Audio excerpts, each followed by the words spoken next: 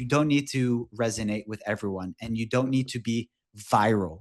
Facebook, Instagram, TikTok, Twitter, you may see more impressions and dopamine hits there. That means that you're appealing to the masses. LinkedIn takes a different approach. When you consistently speak to your audience, even if you're not getting tens or hundreds of likes and comments and all of that virality, know that on LinkedIn, the majority of the audience are what we call silent lurkers. You're scrolling, you're not leaving that like or a comment, which means that me, the poster, may not have a signal that you read it. I had my co-founder, he posted an article that got 22 likes and one comment. Mm, That's not exciting, right? I think we mhm. can both agree that's not exciting on a social media metric standpoint. Sure. But behind the scenes, what no one else can see publicly, he had two CEOs who reached out to him. What's more valuable? What if the biggest opportunity in your business isn't a new sales strategy, a new marketing channel, or more advertising? What if it's simply learning how to properly use LinkedIn? Today's guest has spent the last 7 years helping executives, founders, Fortune 500 leaders, and high growth companies turn LinkedIn into a powerful engine for visibility, authority, relationships, and revenue. Welcome back to the Perpetual Growth Podcast, the show where we explore the strategies, stories, and mindsets that help you to continuously grow in your health, wealth, relationships, leadership, and life. Because if something isn't growing, it's dying. Now, before we jump in, if you're enjoying the show, please subscribe, leave a review, and share this episode with someone committed to becoming the best version of themselves. Today's guest is Eli Igra Serfaty. Eli is the founder and CEO of MAIA, that would be Maya Digital, a LinkedIn-focused growth agency helping founders, executives, and organizations build authority, generate opportunities, attract talent, and create meaningful business relationships through one of the most misunderstood platforms in the world. Since 2019, Eli and his team have worked with Fortune 500 companies, startup founders, executives, and industry leaders to unlock the true power of LinkedIn. He's also a LinkedIn certified marketing insider, executive ghostwriter, podcast host, public speaker, educator, and former officer in the Israeli Air Force. Today, we're discussing why LinkedIn is massively underutilized, personal branding in the age of AI, thought leadership, executive visibility, building trust at scale, creating opportunities before you need them, and how one platform can completely change the trajectory of your business and career. Eli, welcome to the Perpetual Growth Podcast. Hey, Zach, I'm really excited to be here. We have a lot to cover. Yeah, we'll probably have to do this twice. But now, Eli, most people log into LinkedIn and immediately think job hunting, right? You look at LinkedIn completely differently. What's the biggest misconception people have about LinkedIn today in your mind? I love that question. It's a great starting point. I think you said it yourself, Zach, that the biggest misconception is that people think that it's only for job seekers and only for recruiters being on there. And that's typically, if I go historically, take a step back of where LinkedIn started. I think this stat surprises many people. LinkedIn started back in 2002. It launched in 2003, but this is way before Instagram, Facebook, YouTube, Twitter, all of the other social media platforms that we've come to know. And when it launched back then, it was predominantly for job seekers, really the CV, the digital formation of a CV. And if you ask me going forward, we won't even know what CVs are. It'll just be a story that we've heard from, the elders that they used to, send out. But we have LinkedIn for that. And over its years, it's made a lot of progression. The next milestone happened in 2016 when Microsoft acquired LinkedIn for $26 billion, Zach. This was back then before Elon Musk acquired Twitter. It was the largest acquisition for a social media platform like itself. And really, since then, it's been going through a series of changes. I think the next growth was really around COVID in 2020, to where it made a massive change to where we are today. being the number one B2B and professional network. It has over 1.3 billion members globally, 65 million decision makers. So, really, the people and the mindset that they have when they're on the platform is way beyond just hiring. Mhm. Yes, hiring is one part of it, but we'll talk about it a lot today of how it's around personal branding. And you mentioned executives. We've worked with C levels and executives, but it's not only for them in thought leadership, it's for the employees. It's essentially the only platform that we have today that serves as a centralized growth engine where we can have HR, sales, marketing, fundraising. We like to call it, opportunity generation because it's not just leads and revenue. There's a lot more that goes into it that can be consolidated onto this platform and really influence a personal or an organizational goals.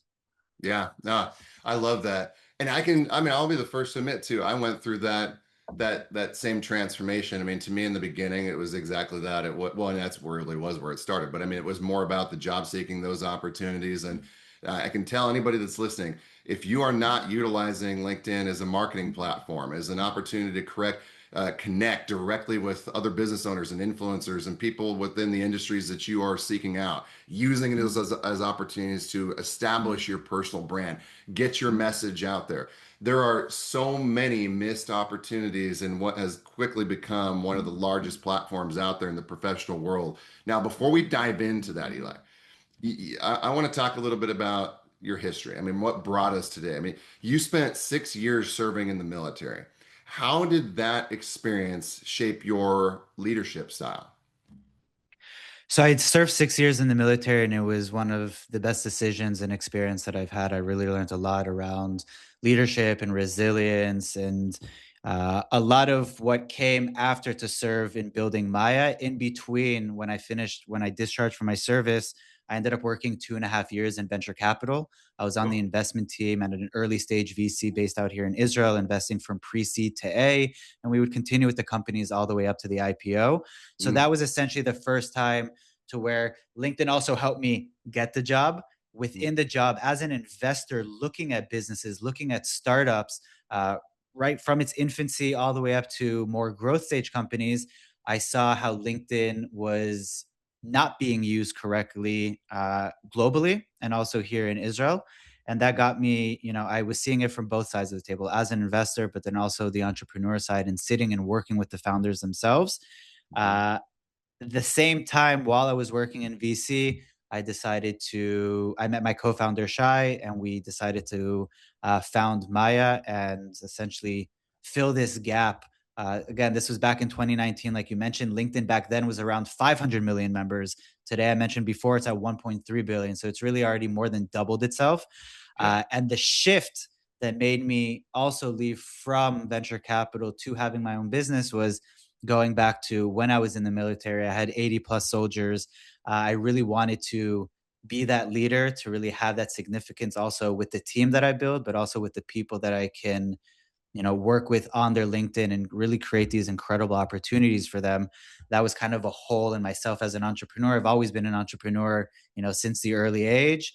I learned a lot, in the leadership being in the army. And I said, after once in VC, I can always go back to be an investor. I'll be a better investor after being an operator myself and going through this next phase that I am of building out Maya for the last 7 years.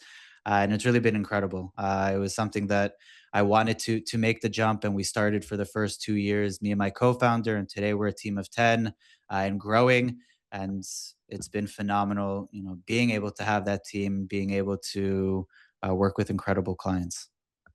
You must be a mind reader, brother. You like literally answered three questions. Every time you make share one piece of the story, you answered the follow-up question in my mind. So I love painting that picture. I appreciate that. I mean, yeah, like take us back to that. I mean, I understand what inspired you to build Maya. And I also understand when you first realized LinkedIn was more powerful than many people believe. What did you see in your mind before everyone else saw it? Like, what was that aha moment? This is a section of a segment of the market that is missing, something that we have the opportunity to step in and fulfill and succeed at a high level. Obviously, you've been doing that for 7 years and growing. What did you see before everyone else saw? So I think Israel's a really interesting ecosystem for those who aren't familiar. It's considered startup nation, right? Second to Silicon Valley. So it's a very vibrant ecosystem. There are incredible entrepreneurs here. There's incredible technologies that are coming here, and also international companies who sit here as well. Google, Microsoft, Salesforce, right? All of the giants, Nvidia, all of them have a presence here. Mm, And as I was saying before, working with the startups, we would go into, when I was in VC, I'd go into a startup's profile, I'd get their pitch deck, right? Because everyone's reaching out to VCs. And we would go through it. We would go to the founders to see who they are. And we would meet a blank profile. Now, this isn't to say that we didn't invest or would invest solely based off of their profile, but definitely a missed opportunity if their profile isn't optimized, isn't telling the story of their incredible backgrounds, who they've worked with, where they've worked with. Beyond the profile optimization, there was very little content and activity. And that's even stronger and has more influence than the profile itself, showing even before an investor reaches out to you or a client reaches out to you or you reach out to them, letting them see that content, letting them see your comments gives them, a lot more insight into who you are and why you could be relevant. So those were kind of the things of that we saw weren't being used correctly. Also from my conversations daily with the executives and the founders themselves, and hearing, some of their challenges of, being known, especially if you're a smaller company or if you're going out from one country to another, right? And being able to attract talent, attract opportunities, whether it's pipeline or partnerships. So really being inside of those trenches. And I even remember a story of this was kind of like, okay, great. This is something that's there. I was before I even, Maya took off, I was having a conversation with one of the entrepreneurs inside of the portfolio at the VC that I was at. And we were talking about LinkedIn, we are talking about go to market and, how he can, create his brand and create, some more awareness and also lead generation. I told him, you need to take your company page, you need to take your profile as a CEO, and you need to also make sure that you're getting some comments from within your network, from the investors, get some people on so that their network can be exposed to you. And about 6 months after, uh, he successfully raised a $6 million round. Now, not of course, not only because of the tips that we had there, but what was interesting is I asked him, well, awesome. I saw the VC who led the round isn't a Israeli VC, it's a foreign VC. How did they find you? How did they come about your company and what you're doing? And he said, well, I've been posting, like you said, for the last few months. And really, he did it phenomenally from his founder's profile, from the company page. There were comments on there. And he said, and I got other investors and other entrepreneurs also, if they could chime in as well. And the lead investor saw a comment from another investor or someone within the network, came to his profile, looked into him, reached out. I think about 48 hours later, he got on a plane, came out to Israel, and pretty much, made the initial agreement of, great, I'm going to be leading this round. That's one of many instances of the seeds that can be planted that will bear fruits in the future. It's nothing that happens overnight, but it's a series of actions that if you start today, I don't know to tell you all the things that we're going to talk about today, Zach. I don't know if one, which one, or after how long they will bring opportunities to you. But if you do them, 3 months, 6 months, a year, there will be things that come. And we'll talk about all the different actions that need to happen that can compound it. But really, I think that was something that I remember to till today. And we see time after time. And these things are only becoming more prevalent as time goes on. So important. I mean, in a world of instant gratification, it's easy to get focused on those home run hits, right? But the reality is, I mean, in business, if we're playing it well, we got to play the long game. And the simple reality is, it's that age old adage: we reap what we sow. We gotta till and prep the farm in the winter. We gotta plant those seeds in the spring. And we harvest at the end of the summer, and it's that same concept.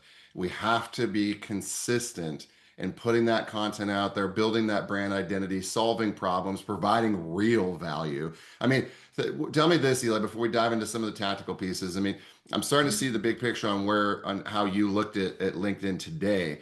What do you think LinkedIn is becoming? It's a great question. It's actually becoming what we thought back in 2019. The reason why we also chose to go, we do only LinkedIn. We are a LinkedIn focused agency. We've had incredible clients over the years who have said, "Hey, can you do our Facebook and our Instagram?" And in the beginning, especially looking for the product market fit, we said, "Great, more services, more revenue," but it wasn't our zone of genius. And we see that we can best serve the clients going niche on LinkedIn, but wide, right? So when I say wide, it's the company page, it's organic and paid, and making sure that the brands, have that presence, have that consistency, and that's serving, a wide range of different goals. It's getting the executives on as well, not just the CEO, it's the other C levels, but also VPs and subject matter experts who may not be, right? It could be a lead engineer or a lead product marketer, right? And having them be the voice as well. And then it's getting the employees onto the mix. So it's back then we saw it, turning into what it is today as that centralized growth engine. I like to say it's not a social media platform. It has social media elements to it, right? But I think in difference from the other platforms where it's very vanity focused, here it's more focused on the foundation of being a relationship driven platform.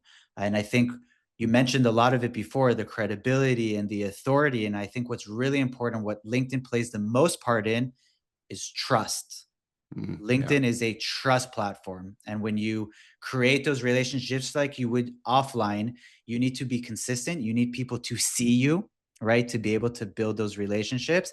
And you need to consistently be top of mind so that they remember you, right? Many people, LinkedIn has a really interesting stat, especially in B2B, Zach. 95% of your current market is out of market, meaning only 5% of your market today is actively looking to make a buying decision and buy your service.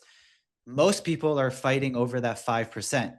LinkedIn comes in and says, let's focus on the 95%. Let's zoom out and first get on to the radar of the people who are currently out of market so that when they make the decision, right? And typically in B2B, there's several decision makers, and we know that they make a short list as well. If you're not known or remembered and trusted when they come to make that short list, you're not going to make it to the 2 to 3 vendors on that list. And if you're not on that list, you're not going to even, you don't have a chance.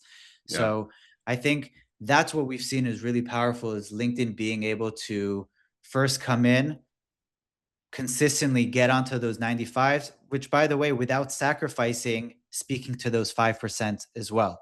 But when Mhm. you're able to get all of these things into the mix, as I said before, the company page, the executives and the employees, we're able to create that centralized growth engine and influence HR, sales, marketing, PR, fundraising. Really, it's the only platform that we're able to do that. Tell me another platform where you can see the CEO is not going to go posting on Facebook. The company page may have a Facebook and an Instagram for, hiring and culture, but really it becomes very fragmented when you go across the organization onto different platforms. It's not to say that they're not valuable or that there isn't, a reason that companies should be there. But if someone is listening and he's saying, well, I need to be on one, right? Especially we know this, Zach, as executives, and the more busy they are, the less time that they have. There's a lot going on. There are a lot of trends and a lot of, platforms that we need to be on. That's too much. There's too much noise around us. It's like, let's go just be on LinkedIn. We can achieve all of your company's goals. And that's always what we focus on when clients come to us, Zach. It's not, well, how many likes and followers are you looking to achieve? It's, what are your business goals? Yeah. What do you need to achieve in your business? Is it hiring? Are you looking for more clients? Are you looking for partnerships? And then we're able to say, well, great, what motions need to be done within LinkedIn to achieve that? Now let's start with that, Eli. I mean, let's imagine someone listening right now. Maybe they are a founder, a consultant, executive, business owner, sales professional. They know they should be active on LinkedIn, but they are feeling overwhelmed. They're busy. They don't know where to start. I mean, if you were sitting across from them today, what's the first thing you would tell them to do? First and foremost, before you start being active, before you start posting and commenting and sending DMs, and we'll talk about all of that, it's go to your profile and optimize it. Make sure it's updated. Make sure it's aesthetically pleasing, that you have a banner, that you have a high quality profile picture, not a picture from your wedding or with sunglasses or things like that. A high quality today, it doesn't need to be in a studio. It could be a white wall with an iPhone and or an Android phone or a Samsung, right? We have very high quality phones to do that. Your headline is one of the most important parts. That's the line that appears right next to your profile picture. It's the most important part, one of the most targeted by the algorithm for the keywords in the context of who you are and who LinkedIn should serve you to.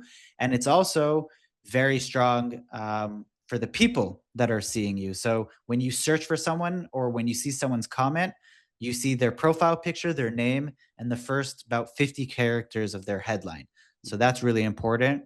Your experience, the rest of your profile, um, make sure that it talks to who you're serving, right? So you may have worked in a position and now you're a founder. Great, you need to make those alignments. That's the first and foremost of your personal profile. Today, LinkedIn also, and it's a lot of its algorithm changes, the significance of your profile has even more weight to the success of your content than it did historically, meaning it's looking who you are and what credibility you have to the topics that you're talking about, right? Mhm. So go start with your profile. After that, then we can start talking about creating a presence, right? A presence is posting content and commenting. It's both of them. You said before, just like we can agree, executives have very little time. So if I try looking at what's the you know minimum that needs to be done or what system can be done practically for someone, you should be putting in your calendar an hour a day. And I'm going to say it again, put it in your calendar, because if it's not in your calendar, it's probably not going to happen. And if you need to move it, great, move it to the next day, move it to a time that suits you. It could be 30 minutes in the morning, 30 minutes in the evening, whatever it is, but it needs to be around a series of actions. First and foremost, you should be adding at least 25 people, or not at least, up to 25 people a day. On a weekly basis, it's 150.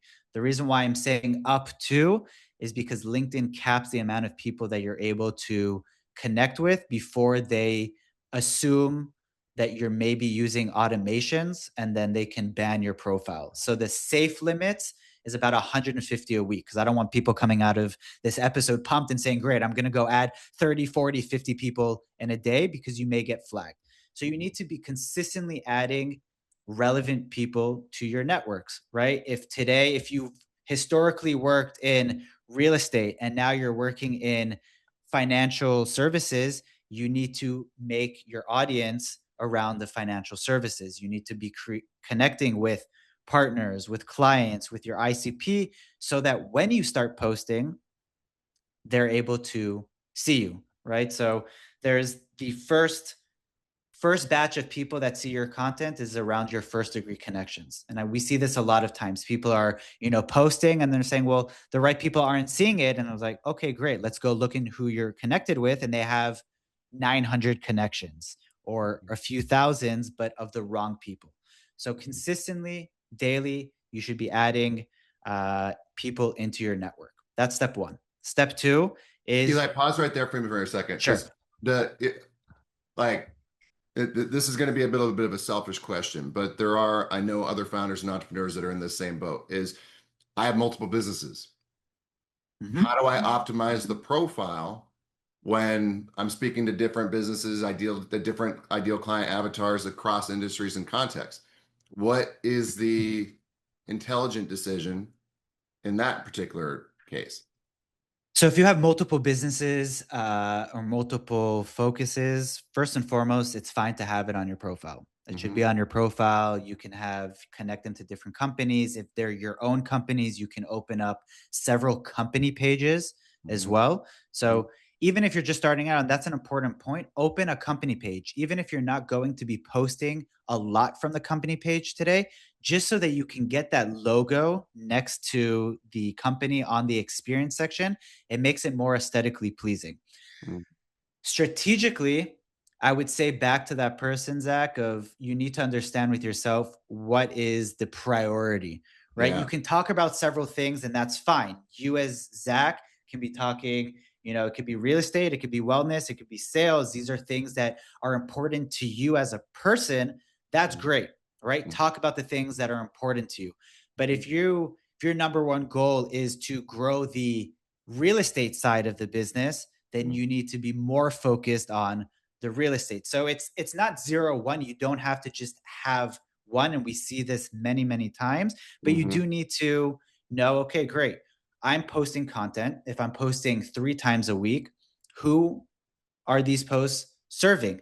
Who am I putting more focus on when I'm connecting with people, when I'm engaging with people, which we'll talk about that as well as the commenting side of it. Mhm. So I think it comes back, and these are things that you can also test. You can take the first 3 months and try different segments, different topics, and see what's resonating more with your current audience. And then Mhm. you can always, make adjustments from there. That's also, I think, a really important note is to be open and fluid to changes. Things that you have on your profile, great. You can change a headline, you can change the experience, you can see what's working better with the content, what's getting people resonating more with people reaching out. So it's good to be able to talk about different topics. In the end, you need to know who you're focused on more. Yeah, no, I love that. I mean, it's it's simple but not necessarily easy, but it's still profound and gives. I mean, in me personally, I mean, there's a lot to reflect on in that those simple recommendations. Now, somewhat of a follow-up question. I mean, the term personal brand gets thrown around constantly, right? What in your mind does personal branding actually mean, and why do so many people get it wrong? There's personal brand, there's a company brand. Let's just call it a brand. And the foundations of the brand is uh, you have to be seen, right? If you're not seen, if you're not known, then you don't have a brand. And to be seen, you have to be out there. So you have to start from somewhere. And I think a lot of the significance of the brand is what we spoke about before of Mhm. having that relatability, the authority, the trust with your audience. And a lot of it may not necessarily come across on the platform itself, meaning you may not see likes or comments, but people are seeing you. And if people start talking about you, in WhatsApp groups and forums, behind closed doors, then that's really where your personal brand is going to work. And I've seen this actually spoken about a few times recently from incredible entrepreneurs out here is technology today is no longer a moat. It's pretty much a commodity because of the low code, Lovable and AI, Claude and ChatGPT. And what's really becoming a moat is distribution. And distribution can be done through your personal profiles, through your brands, through your personal brand. So the more you start building today, building that brand, building that awareness and the recognition that you have and the trust with your audience, we also look at your personal brand as something that continues on with you wherever you choose to go. So today you have one business, and that may be your focus for the next 2 years. But after that, you may choose to do something else. That brand stays with you, and it's only gotten more contributions over the years, and it'll continue to serve you wherever you go. What's really interesting is we're also seeing that not only the brand influencing humans, we're seeing brands influence the LLMs. So anyone who's important on GEO and AEO, essentially where your brand is appearing inside of ChatGPT and Claude and Perplexity, that's being directly influenced from LinkedIn. So if you're going to build a brand, consider building a brand first and foremost on LinkedIn because what you build there will not only draw opportunities on the platform itself, it will also draw opportunities. LinkedIn is the number two most cited source across the LLMs, Wow. ChatGPT, Perplexity, etc. So, and if we think about why, I think it makes a lot of sense into when there's a public profile and you can see the professional profile and the credibility around who they want to source. So we're seeing the individuals and so we're seeing the companies being cited there. This is a very long-term play, right? And what's interesting about LLMs is you can already be cited, the next day in comparison to traditional SEO, which could take months. So building that personal brand, building that trust and familiarity with your audience will help you, of course, on platform, but no less off of platform. What would you say? I mean, when you think about building personal brand, I mean, and even this is, some aspects of the content and profile builder. I mean, what makes someone memorable online? That he's consistent, that he has a point of view, right? You can't be memorable off of one time. One post a month isn't enough. I was Yeah. talking about it a little bit before. The very least, it needs to be once a week. Ideally, it should be around 2 to 3 times. It doesn't need to be every day. If you do every day, you perhaps have more shots and opportunities to create, that awareness and being memorable with that audience. But really, 2 to 3 is a sweet spot. One is the minimum. You need to have a point of view. You need to be able, that's LinkedIn is very much pushing the new algorithm around lived and shared experiences. It doesn't Mm. just want, the cookie cutter, you know, generic recommendations that anyone can talk about. And that's why I said before, LinkedIn will look at your profile to understand, are you actually right? If I'm a real estate agent and then I start talking about AI and AI transformation, not really sure, especially if the profile doesn't talk about, why that person is, authoritative on that space, right? So it needs to be aligned with what you're talking about. You can talk about things that maybe are outside of scope of what you do because it interests you, and that's also fine. But you really need to be talking about from your point of view, from your experience, from data, stories.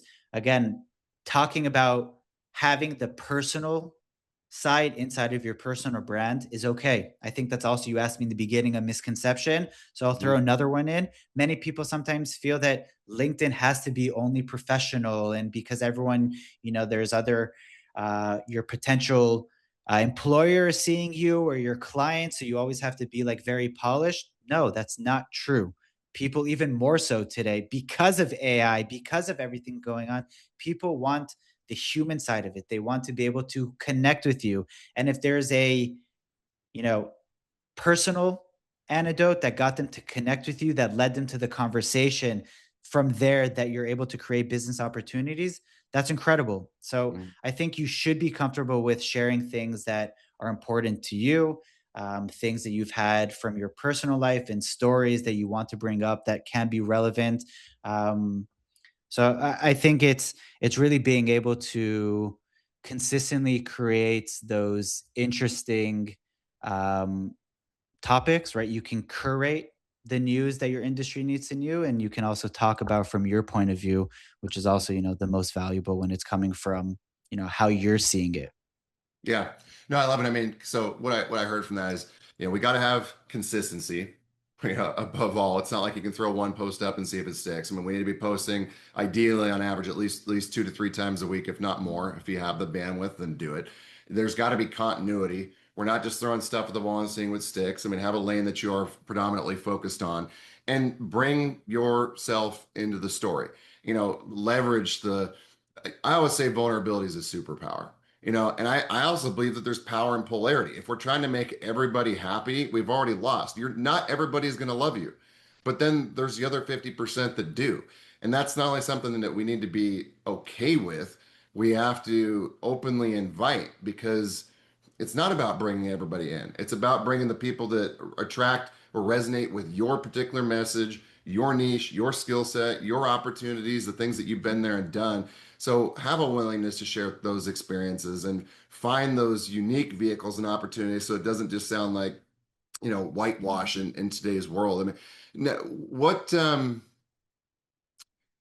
like are there some examples that you might be able to provide when you think about experiences people that have had on LinkedIn where LinkedIn completely changed someone's trajectory? Yeah, I mean, it really depends on, the scale that we're at, from it could be a individual business owner who has never been on LinkedIn, has now started to create content, to comment, to get out there. Not only will you see more profile views and conversations, but you're able to create, opportunities from there, whether it's getting in front of hires, right? I'll take it to another example. Larger scale companies that we've worked with, this is a multinational corporate Fortune 500 where we were working with a regional team here in Israel, doing a brand ambassador program, getting their employees to post content. Through their employees, they were able to generate 648 CVs just from their employees. Now think about, instead of just putting out that job descriptions, it's going to be a lot more significant on both ends when you have the employee talking about the company and about the team and about the culture and someone coming in through them, right? I gave the example before of companies being able to get on investors' radars, right? So whether it's being found by them for the first time or even strengthening your outreach to them, right? So whether you're reaching out to an investor or you're reaching out to a client or a prospect, right? Which that's usually what people do on LinkedIn is great. We're going to go on LinkedIn and we're going to go do lead generation or business development and start reaching out to people. You will see better results if you do at least part of the steps, but ideally all of the steps that we mentioned before. You're creating content so that you can, when people click on you and discover you, they come to your profile and they understand who you are, what you serve, who you serve, how you do it. Commenting, right? Commenting will also get you in front of audiences that maybe aren't connected to you or haven't seen your content, right? Comments allow you, Zach, to not be bound by the algorithm and letting the algorithm choose who to serve your post to. You can go directly to the profiles that are relevant to you. It could be the CEO of a Fortune 500. And we see this. Mark Randolph, right? The CEO of Netflix is active on LinkedIn. And he's, if you go and comment on him, he may comment back. Like, show me another platform where we can have those interactions with the CEO of Netflix. So, really, pretty much anyone who you want to connect with, especially, the larger C levels and executives, they're on LinkedIn. Not many, not all of them are active, but this is an important note. And you mentioned this before, Zach, that I wanted to double click on because I think it's really important. You don't need to resonate with everyone and you don't need to be viral. I think this is a really important point. Yes, LinkedIn will serve you the least amount of dopamine in comparison to the other profiles. What does that mean? Facebook, Instagram, TikTok, Twitter. Yes, you may see more impressions and dopamine hits there 50,000, 100,000, millions of views. But that's typically, if you're viral, that means that you're appealing to the masses. LinkedIn takes a different approach. That used to be the approach and the impressions that we would see on the platform. But today, we're seeing significantly less. And this is from people with 1,000 to 100,000 followers. They're seeing about 50 to 60% less reach than they typically saw. So now, let's say you're seeing 5,000 impressions. LinkedIn is putting a lot of work, and they've publicly said, we want those 5,000 to be much higher quality, much more relevant.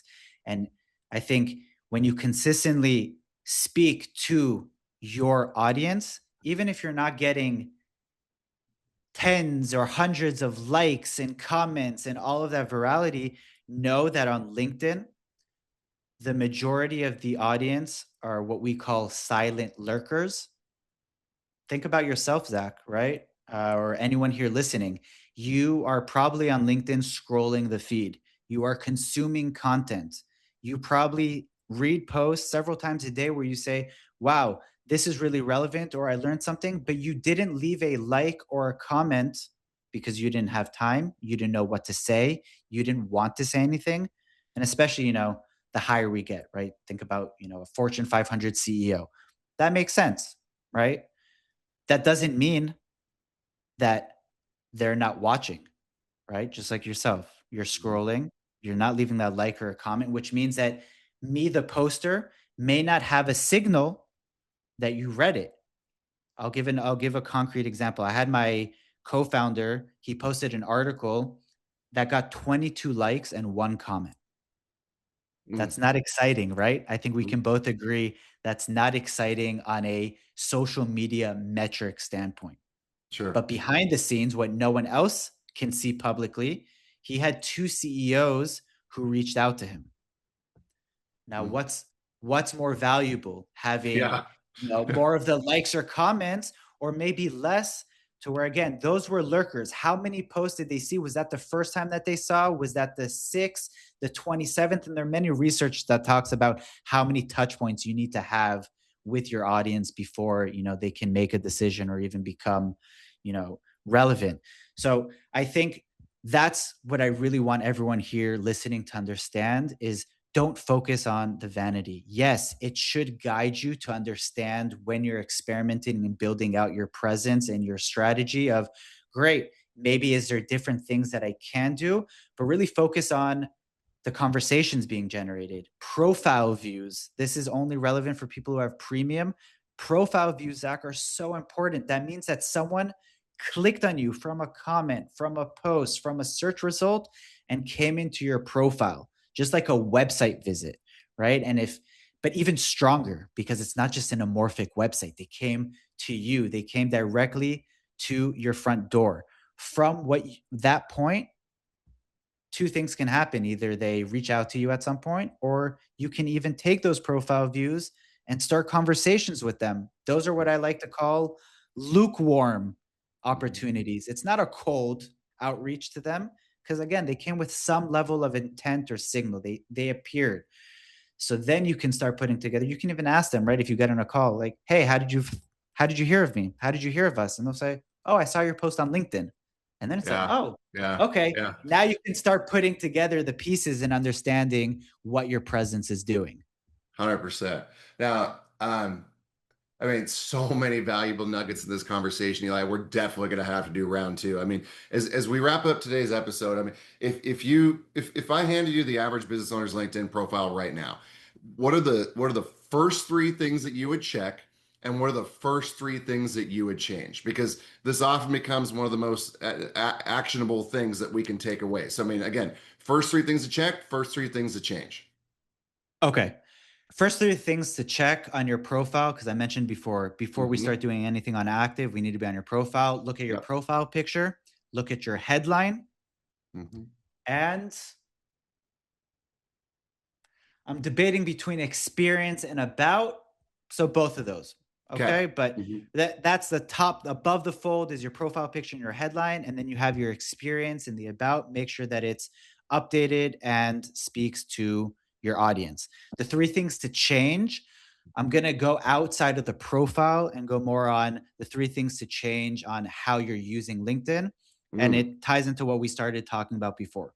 You need to do three things. You need to add people every day. yeah. Remember, 20 up to 25 people. You need to post at least once a week. You need to comment every day. That time slot that I said to put in your calendar, that's for commenting for the majority of it. How many comments? 10 to 15. If you can do more, great. Who should you be commenting on? Clients, partners, industry colleagues, right? Try to think about where does my ICP hang out that Hmm. if I comment on someone else's post, they're able to be exposed to my comment. And when I say comment, Zach, by the way, and anyone listening, it's not great post. insightful. Those aren't the comments that I'm talking about, where you can find people in your industry where you can contribute from your knowledge and from your experience. And it could be, I don't agree with Mhm. what you wrote in this post because one, two, three. I love the 5 steps that you mentioned. Here's a sixth one, or ask a Yeah. question, right? All of these conversational things that you could have, just like you would have with a person, will do one. Maybe the author now comments back to you, and great. If he's on your target list, you've already had that conversation in the DMs, Mhm. sorry, in the comments. And if it's someone else within his audience, great. People read comments, people do see comments, and if you start getting likes on your comment, you become the first one that people see. They're able to come, they're able to really get value from it, and that could be also something that gets them to reach out to you. So you have daily connections, you have weekly posts, you have daily comments. And I'll throw in another one here. It's just usually more difficult for people. It's starting conversations. I think Yeah. there's kind of, people think, okay, well, great, Eli. I'm posting, I'm commenting, I'm adding people. Where are the opportunities? Where are the leads? Yes, LinkedIn is strong and can generate inbound, but Mhm. we can't just be just expect that it's going to do all of the work, right? Yeah. You need to also start conversations. If there are people that are relevant, you don't need to do mass campaigns of thousands, right? But if you find 10, 20, 50, or even there's the, I forgot which book it's in, that talks about the dream 100, right? Yep. Yep. Make Yep. a dream 100 clients that you want, or 100 people that you want, and go, you as the Mhm. business owner, you as a CEO, go have, really, before you reach out to them, make a personalized outreach. Don't pitch slap them, right? Yeah. Really Yeah. focus on how you can build that relationship. And when you reach out to them, they're already going to be able to understand who you are, and have a much stronger inclination to accept and to speak to you once you've have that strong presence and brand on LinkedIn. Eli, those are phenomenal tips. I mean, this episode is full of gold. So, I mean, anybody that's listening, make sure you go back, double down, take some notes. I mean, Eli, for those that want to learn more about you, My Digital, your podcast, your LinkedIn resources, your work. I mean, where should they go? I mean, we got My Digital. We have your LinkedIn profile, of course. Probably good to model the best, ignore the rest. I mean, you get your podcast, your agency services, speaking and training. I mean, where can our listeners find you? That, like you said, the best is LinkedIn. We're very accessible there, and we're very available. You can also follow us to learn. And of course, if there's anything that I can do to help, feel free to just send me a DM there. And then we also have our website, www.team-maya.com. But really, LinkedIn is the easiest to find us. Yeah, I want to make sure that we have all those resources in the show notes. I mean, Eli, this has been a fantastic conversation. Definitely going to have you back for round two so we can really dive deep. I mean, one of my biggest takeaways is that LinkedIn isn't really about social media. It's about visibility, credibility, relationships, and ultimately about creating opportunities before you need them. I mean, the reality is that every one of us already has a personal brand. The question isn't whether we're building one. The question is whether we're building one intentionally. So, Eli, again, thanks for your wisdom, your experiences, and your insights today. And to our listeners, if you got value out of today's episode, make sure that to give it a like, share the episode with somebody that would benefit from everything that we discussed. Reach out to Eli, of course, find him on LinkedIn. Brother, it's been a pleasure, and look forward to reconnecting. Thanks for joining us today.